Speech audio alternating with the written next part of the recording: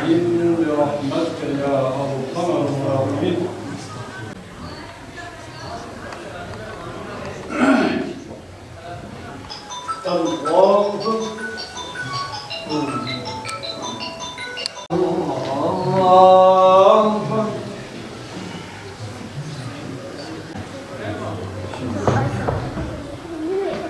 Camimiz başta tarihi bir camidir. Şeyh Yusuf Camisi. 700-800 senelik bir tarihi geçmişi vardır.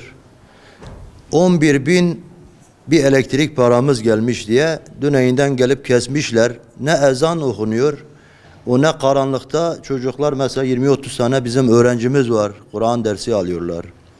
Ondan sonra yani bu normal bir ev değil, bir iş yeri değil. Burası ibadethanedir.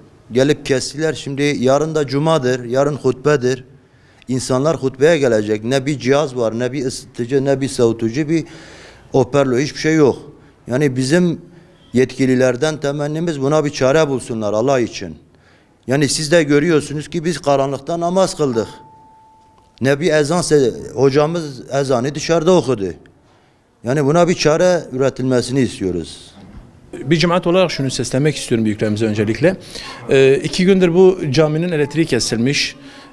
Önümüz zaten cuma. Ondan sonra aydınlatma bak görüyorsunuz yoktur. Isıtma desen yine aynıdır. Yani cami de sonuçta yani ibadethanedir. Yani gereken şeyler yapılması gerektirir. Yani camimiz şu an bu konuda da yarın cumadır. Bunun derine düşmüşüz. Ne yapacağımızı bilemiyoruz. Hani Allah yar ve yardımcımız olsun. Bunu demek istiyorum.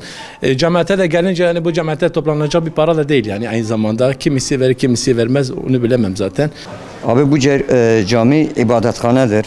Ceyrani kesmişler, millet karanlıkta namaz kılamıyor. Bir de öğrenci çocuklarımız gelip Kur'an dersini görüyor. Karanlıkta hoca veremiyor. Hoca ondan mikrofon yok. Ceyrani kesmişler abi. Hoca azanı dışarıda okuyor abi.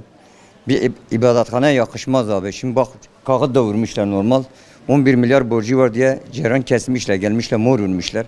Bu ashabelerin şehridir abi. Bu 650 senede bu cami yapılmış abi bildiğine kadar. Tarihte öyle söylüyor.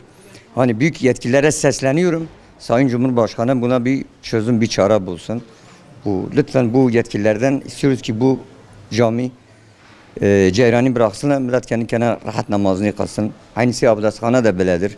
Karanlıkta mesela millet abdestini alamıyor. Aydınlatma var, diğeri kesmişler abi. O sadece aydınlatma, o devlet karşılıyor. Allah razı olsun. Diğeri de cemaat, bazı millet fakirdir burada. Ne fabrika ne bir sanayi var. Cemaat toplanacak 500 milyon, 1 milyar, 11 milyar, 12 milyar. Şu an fatura birikmiş ceyran parası. Allah yetkililerde istiyoruz ki bize yardımcı olsun. Bir çözüm, bir çare bulsunlar abi.